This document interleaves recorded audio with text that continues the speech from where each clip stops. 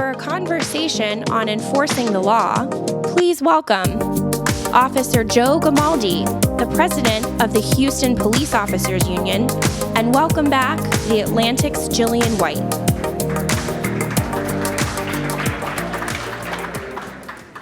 So, Officer Gamaldi, I want to start out by asking you what it is that you think is the biggest accomplishment that you could make as the head of the union. So I feel like the biggest accomplishment I can make as the head of the Police Officers Union is just growing our department. I don't try to speak in cliches, but we are confronted right now with the largest manpower crisis basically in the country as far as manpower is concerned for our department. We have 5,100 officers.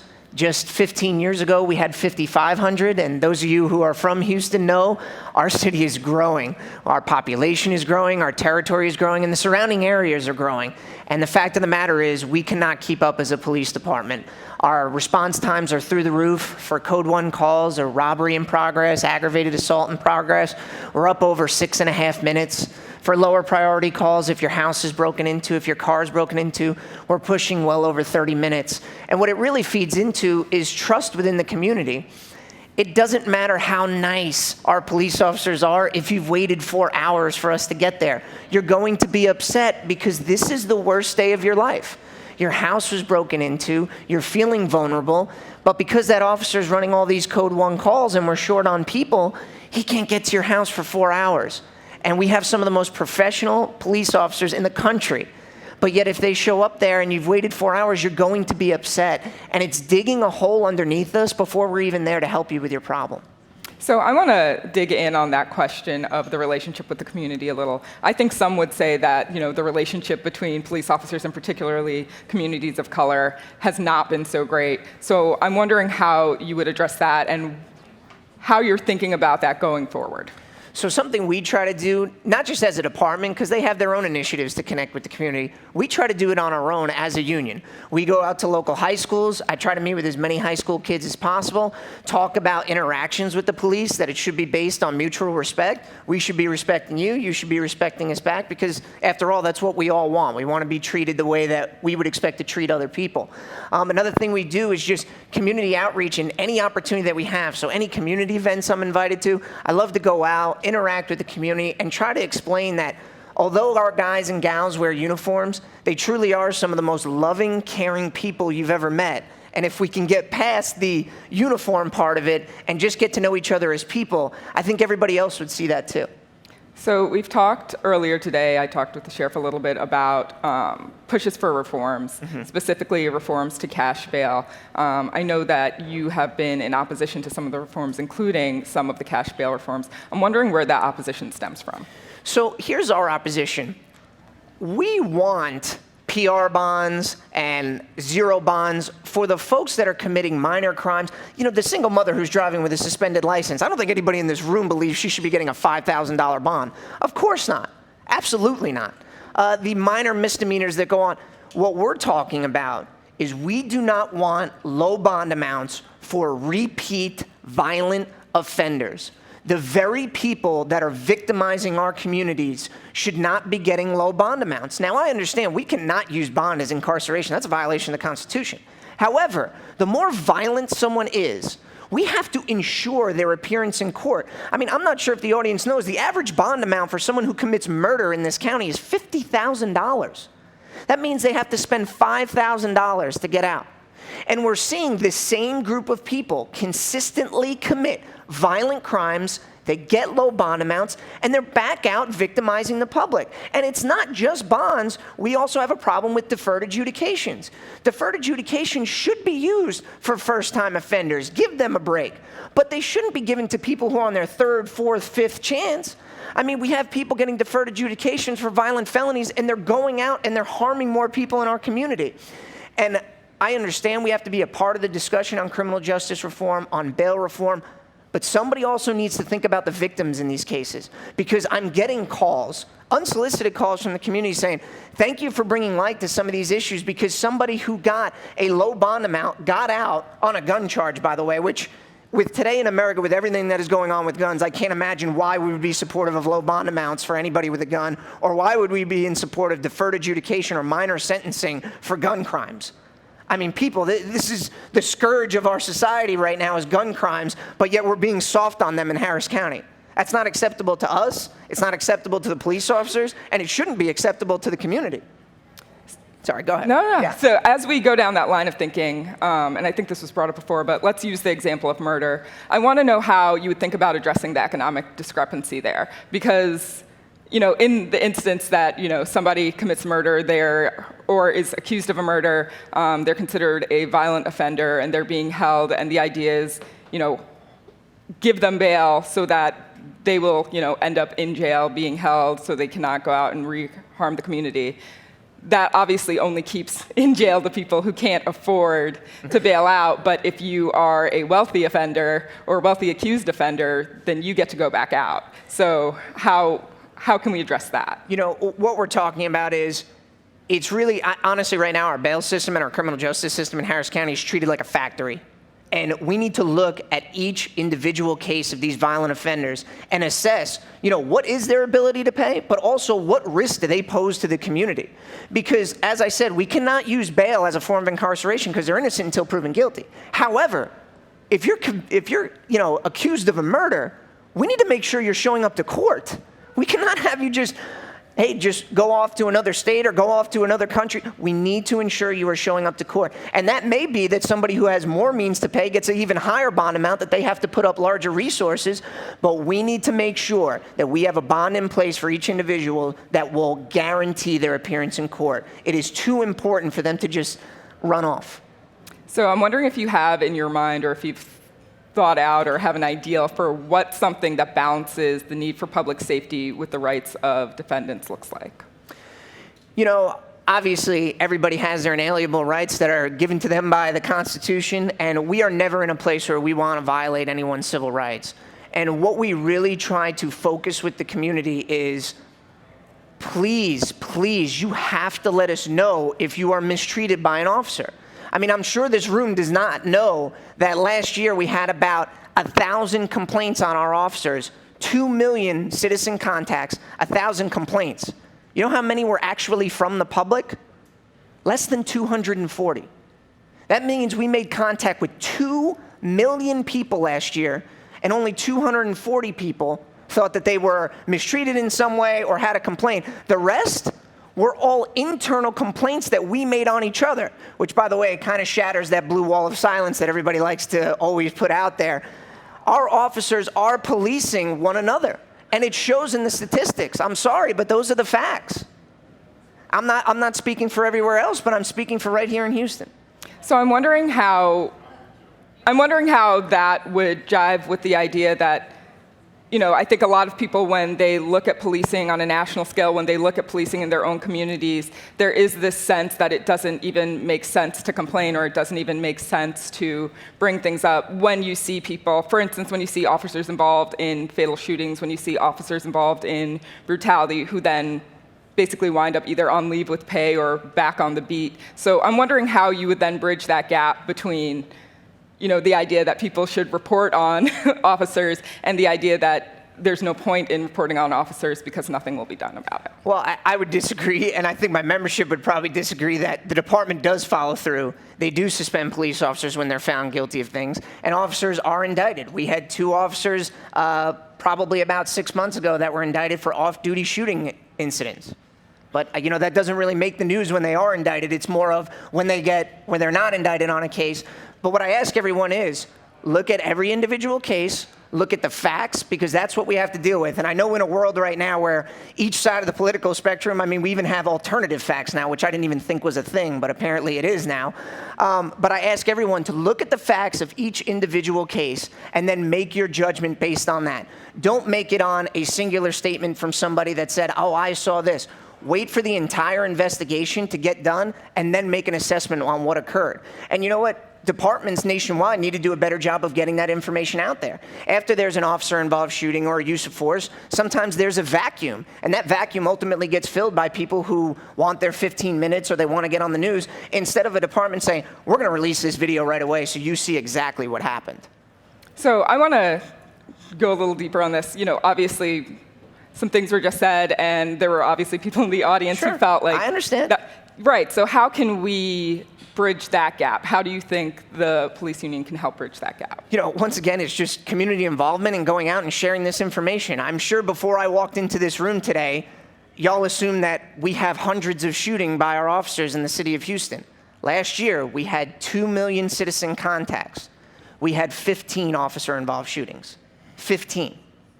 And in addition to that, if the community wanted to make an investment in the police department and increase our staffing to a point where we could have 2 officers in every single car, we'd probably drive that number down to 5. I mean, it's right there in front of us if we have the will and the money that we're willing to do that. And I think that's an important statistic that people don't understand. 2 million citizen contacts, 15 officer-involved shootings, and only about 240 complaints from the public. I mean, the numbers don't bear out that our officers are doing a bad job. Am I saying that all of my officers are perfect? Absolutely not. There is absolutely 1 to 2% that are out there not doing the job the way they should, which is why we want you to come forward and tell us about it, because guess what? They make the rest of us look bad. There is nothing more upsetting than an officer who's out there committing crimes, because it makes us all look bad. So you're in the midst of renegotiating the union contract. I think the community has been calling for more transparency. It's something you've talked about. I'm wondering what you are thinking is of primary importance as you renegotiate that contract. Primary importance for us is always money. Yeah. It makes the world go round, folks. We are, as I said, we're amidst the worst manpower crisis in this country right now for officers. And I think what the community truly calls for is they want quality people policing their communities. They want smart, intelligent, really thought-driven people. And we get that by putting out a good salary, a good benefit package that attracts the best candidates. Because if we don't have a competitive package, they're going to go to Austin. They're going to go to Fort Worth. And if the community wants the absolute best police force that they can have, that does cost money. We want to be competitive in the marketplace so that we're attracting all of the people that we need to be in our department. We want the best of the best to be here. We already have some of the best police officers in the entire world, but we want the best of the best coming through the door. I want to let the audience know that we will be coming to you for questions in just a few minutes. So again, if you could start thinking about them, condensing them on down, and there are mic runners on either side. So you mentioned pay, which is obviously going to be part of the contract. Are there initiatives related to transparency, body cameras, anything else that you think should be part of that contract that would further some of what you were talking about when it comes to letting the community see what police officers are doing? Well, as you know, our body camera policy isn't even subject to bargaining. I mean, this is the department's realm. If they would like to change things, or if the community would like to see change things on body camera policy, they can certainly talk to the department and talk to the mayor and talk to city council. But I feel like we already have one of the best body camera policies as far as transparency for the community is concerned. So earlier when we were talking in a few panels, the issue of policing immigrant communities came up. Obviously, that is a point of tension and increasing tension. I'm wondering how you were thinking about that going forward. What I always like to make clear to the immigrant community here in Houston is we are here to help you. Do not ever feel nervous about calling us if you need help. Okay? Our officers are not showing up to ask you about your immigration status. They're showing up to help you. So if you are the victim of a crime, please come forward, call the police. We are here to help you. We do not want to deport you. And in fact, our officers do not have the time to be going around asking people's immigration status. We are running call to call to call. We are paper thin, folks. Paper thin. I cannot stress that enough, and you're seeing it in our response times. We're here to help you, so please call us if you need us. Do you think that there are any trainings needed or additional trainings needed of police officers when it comes to dealing with communities of color? Oh, I think there's always increased training. I mean, every year we have cultural training here at the department so that we keep up. And not only that, we have to keep up with the changing demographics of our community. It's important that officers understand what cultures are in their community and that they're educated on them. And as you know, Houston is a majority-minority city, just like we are a majority-minority department. Maybe another fact that folks didn't know here. And we pride ourselves in being able to connect with the community, but we have to keep up because we have new communities moving in every day. I want to give the audience a chance to ask their questions. I see one back there already.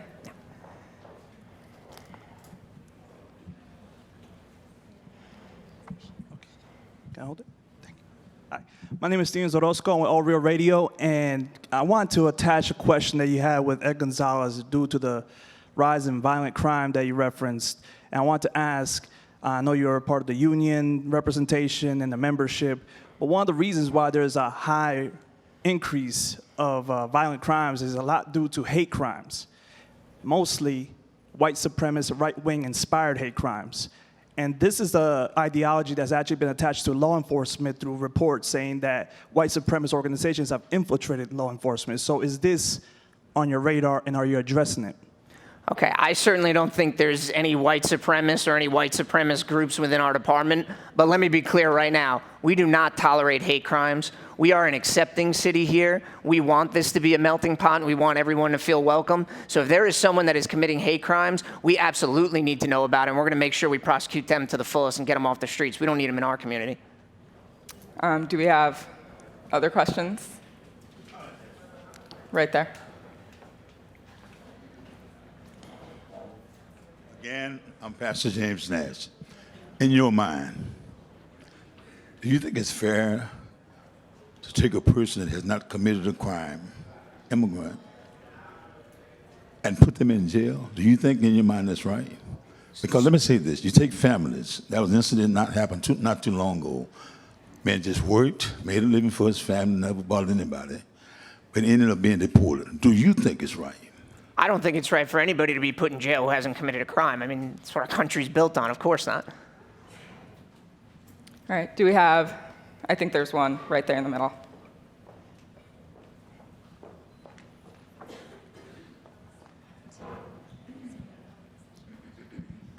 My name is Jenny Rebecca. I have a quick question. You kept on reiterating the fact that there were over 2 million citizen contacts and only 15 officer-involved shootings. Are you proud of that? No, I mean, I'd love that number to be 0, but the fact of the matter was it was a historic low for us, so that's progress. You know, I'd much rather have 15 officer-involved shootings than 45. I would love for that number to be 0. Listen, none of our officers want to be involved in a shooting, and I'm going to get personal for a second. I've actually been involved in an officer-involved shooting about 13 years ago when I was a police officer in New York City. It was not a fun experience. I had nightmares afterwards. I struggled with that for a long time, and it was a completely justified shooting. The individual shot at me, I shot back. But none of our officers want to be involved in a shooting. None of them wake up in the morning and say, I really hope I go through this life-altering event that is going to affect me for the rest of my life. So no, I would love for that number to be 0. And I think we have another question right back there. My name is David Medina. I'm with Rice University. What is the ethnic breakdown of the police department? So we are majority and minority department, as I've discussed previously. I don't have the exact breakdown, but we have more minorities on this department than we do have, as other places. And we actually were the ones that brought this on because we agreed with the city in our meet and confer agreement that the department can hire whoever they want as long as they meet standards. The civil service test isn't given until they're actually in the academy. So we have a majority-minority department because the department is allowed to hire whoever they want as long as they meet standards. And that was something that we brought to the table because we wanted our police department to reflect the community we serve. Gillian? Yes, oh, right over there. Hi, my name is Rebecca French. I'm an independent artist. And my question is, I didn't really catch your answer to the question about whether or not police officers are mandated to wear body cameras or not in Houston. Oh, okay, yes, absolutely. Every officer that's on patrol has to wear a body camera. Okay. I think we can grab one more right there. Okay. Good morning. My name is Dr. Dorsey. I'm retired Texas Department of Criminal Justice. I have a 2-part question, the body cam. I've talked to officers, and some of them don't even have body cams yet because of finances. Okay. Every officer on patrol has a body camera. I'm just telling you what they told me. There may be investigators that don't have them, but every officer that's on patrol has one. Okay. Number 2, let me reiterate, you said that you will come and talk to the communities. As far as in general? Yeah, absolutely. Invite me out to the different events that you want to have. I've come out before. I've come to Q&As. As long as I'm invited and I can make it, I'm going to be there because I want people to have this conversation, and I want to be able to talk about the great things we're doing and the great job my officers are doing. Okay. All right. All right. Everyone, please join me in thanking Officer Gamaldi for his time.